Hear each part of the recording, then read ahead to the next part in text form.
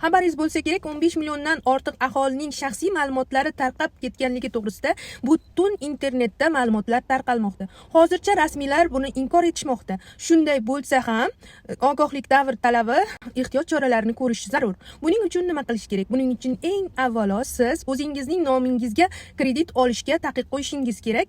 Nafaqat o'zingizning, oilangizdagi yoshi ulug'larning ham nomiga kredit olishga taqiq qo'yishingiz kerak. Buning uchun my.gov.uz saytiga kirib, yerdan kredit bitimiga taqiq qo'yish yoki bo'lmasam taqiqni olib tashlash xizmatini tanlaymiz va uni faollashtiramiz.